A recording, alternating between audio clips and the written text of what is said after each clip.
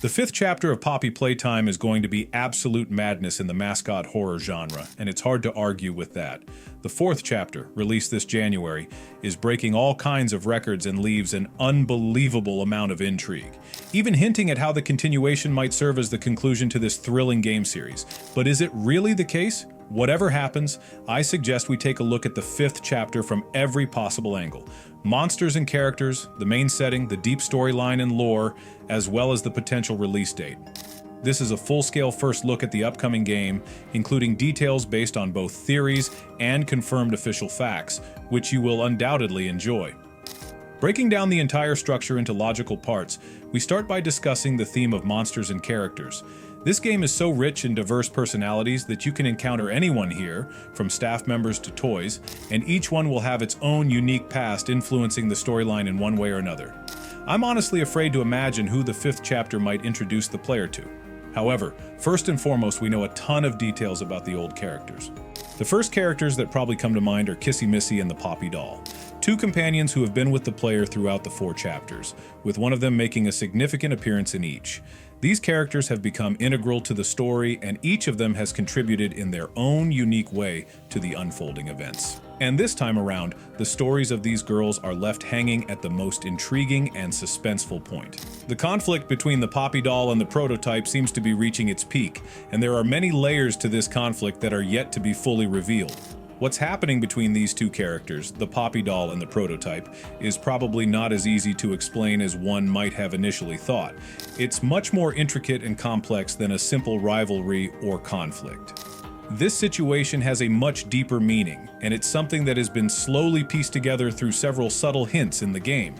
These clues lead us to the likely conclusion that Poppy, the seemingly innocent doll, is actually responsible for orchestrating the mysterious Hour of Joy event. This revelation is enormous, and it opens up a whole new dimension to the story that hadn't been fully explored before. The implications of Poppy's involvement in such a sinister plan are staggering, and it sheds a completely different light on the character. It's a huge and complex topic, one that could easily fill an entire future video. Rest assured, I will definitely revisit this subject once more details are revealed. For now, though, the Poppy Doll's role in the story seems to have taken a dramatic turn. She leaves both the player and Kissy Missy behind, seemingly abandoning them to their fate. It's a heart-wrenching moment that leaves players with a sense of uncertainty and anticipation, wondering what will happen next and how these characters will continue to play into the larger narrative. The stakes have been raised, and the story is far from over. What comes next could completely change everything we thought we knew about these characters and the world they inhabit. Whether this will turn out to be a true betrayal or an overly emotional act, the return of this character is guaranteed, especially considering how important she is to the universe. According to a former developer, past Poppy Dolls are much more detailed. However, much of this is still kept behind the scenes. Therefore, we can expect to learn more in the future. This information was provided by Isaac, a former developer from Mob Entertainment. He held an interesting Q&A session where he shared many behind-the-scenes moments, and periodically will return here for useful insights. As for Kissy Missy, she's not in a much better position than previously described. An explosion and fall separate you from her, but leave even more damage to your pink friend. After the events of Chapter 3, it seems Kissy is in her worst state yet, but she continues to push through alongside us, and we, though only partially, become the reason for her suffering. In an attempt to protect the player from falling, Kissy unfortunately fails, thus losing her arm. While she personally avoids the fall, the problems remain. Our pink friend will obviously return in the next chapter, although it seems she will be in a significantly weakened state. It's important to consider the possibility that at some point in the game, we might be forced to say goodbye to this character once and for all, which could be a deeply emotional moment for players. As for those who definitely weren't planning to leave us anytime soon, everyone's favorite, Huggy Wuggy, of course. After witnessing the apparent death of this iconic monster in the first chapter, fans were left wondering, was it really death at all? Indeed, while Huggy fell into the vast abyss, this doesn't necessarily mean he's 100% dead. The key thing is that we simply don't see his demise. This uncertainty gave rise to the theory of Huggy Wuggy's potential return. Up until the release of the 4th chapter, it was difficult to engage with this theory seriously. The developers went to great lengths to hide the truth, leaving behind only a couple of subtle, almost insignificant hints that only served to confuse the community further, fueling speculation and raising even more questions. However, the final scene of the 4th chapter's map is dedicated to this very blue guy. In this scene, he briefly appears before our eyes, and his intentions seem decidedly sinister, creating a chilling atmosphere that leaves players questioning what's really going on. But is this really Huggy Wuggy? I can confidently say yes. Some members of the fanbase are still wrapped in doubts, primarily because in this same final scene, the player's room fills with red gas, which, as we know, has the ability to induce hallucinations. This added element of uncertainty casts a shadow over what we're actually witnessing, but it's clear that the developers are playing with our expectations. This ambiguity about whether or not Huggy Wuggy is truly gone opens up a world of possibilities for the character's return. Fans have been clinging to the hope that Huggy might not be finished just yet, and this is further amplified by the very fact that the game leaves so much up to interpretation. The idea that we may see Huggy Wuggy again, perhaps in a completely new form or with new powers, adds to the mystery and excitement surrounding the game's future developments. However, I wouldn't rush to conclusions. Isaac's Q&A will help clear things up. Here he explained the following. The return of the monster was planned from the very beginning. We knew that Huggy definitely wasn't dead. Moreover, Isaac explained why it happened, possibly unexpectedly. We were afraid of making it too obvious, because everyone was building theories about Huggy's return, even though there were no real hints about it. Therefore, all of these words are a direct confirmation that this Huggy Wuggy is the real one, and most importantly, his appearance is not some marketing trick created solely to stir up hype. The character's story hasn't come to an end yet. There's something bigger hidden here, and the 5th chapter will be the final point. Now, what can we say about the smaller secondary characters? The Poppy Playtime universe isn't lacking in background toys, some simple ones that will be able to fill and enhance this world. I assume you're familiar with them, for example, the Candy Cat, Boogie Bot, Brawn the Dinosaur, the Bee Cat, and more. Each one has been around since the 1st and 2nd chapters. According to Isaac, they initially appeared as ordinary filler toys, but fans became much more attached to them than expected. Watching the situation unfold, the developers were left with only one option. Many attempts were made to include such monsters directly in the gameplay, such as giving Boogie Bot a brief screen time in the 4th chapter, which, in my opinion, was quite cute. In particular, the team paid a lot of attention to Brawn the Dinosaur. As Isaac said, we tried to create a scene for Brawn in every chapter, but we never succeeded. Well, these toys haven't been forgotten, which is certainly nice. They still have a chance to get even the smallest roles in the plot and gameplay. If Mob Entertainment doesn't give up, fans might encounter one or even several old monsters in the upcoming chapter of the game. And of course, we still have the one who instills fear in everyone at this factory. Experiment 1006, the prototype. The main evil of the entire game, a creature that has been chasing you for 4 chapters now. The situation with him at the moment seems complicated. So, according to some assumptions, Poppy Playtime might conclude in the next 5th chapter. Does this mean we will have to fully dedicate it to the prototype? Once again, the character is incredibly important, therefore the chapter will bring everything related to Experiment 1006 together. A full unveiling of the design, a complex layer of history and lore, and a massive boss fight. I believe this may not be everything, but overall it sounds pretty solid. However, considering that the prototype cannot carry an entire chapter on its own, will the developers really manage to fully reveal such a significant antagonist in just one part of the game? I don't quite believe that yet. Also, Mob Entertainment has never confirmed the exact number of chapters. They only speculated that there might be 5 or 6. In any case, the return of Experiment 1006 is definitely guaranteed.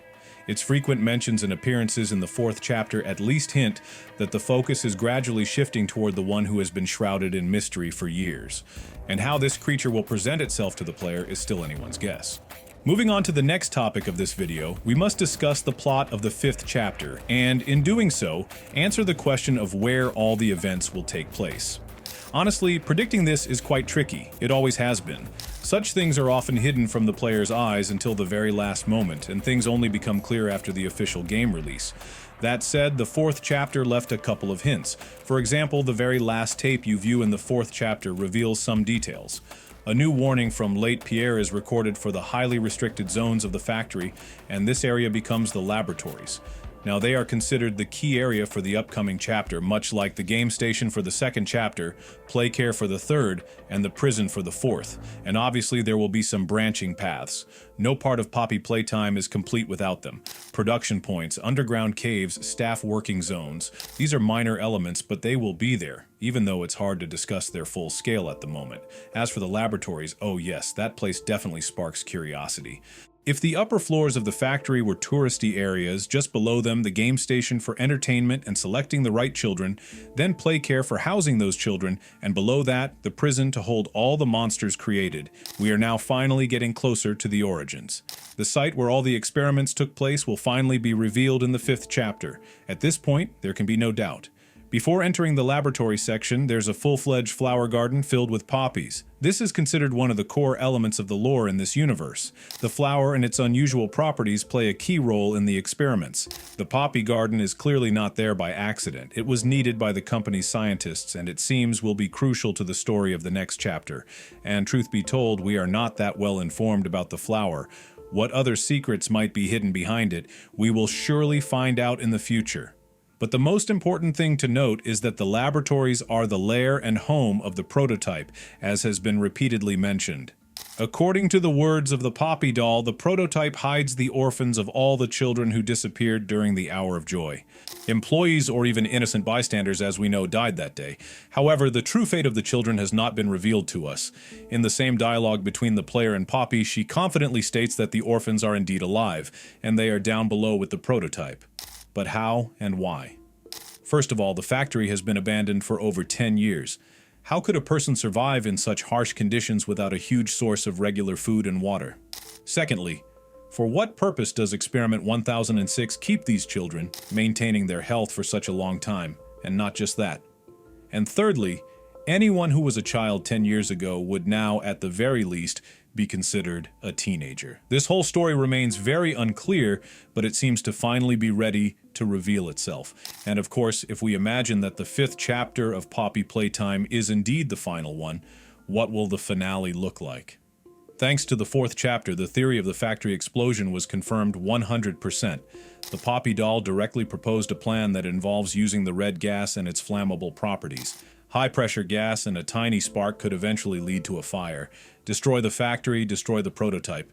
Moreover, the player even begins to execute this plan by placing explosives at the foundation while manually adjusting the gas direction in the tanks to achieve critical pressure. But Experiment 1006 manages to cunningly take all the explosives we gathered, thus ruining Poppy's plan. Will our plans change after this failure? That's a very hard question to answer right now.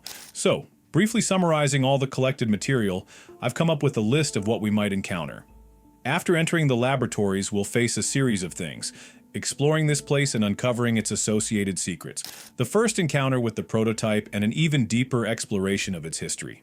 Finally, the fate of the missing orphans will be revealed, and possibly a new plan to defeat Experiment 1006 will be put into action.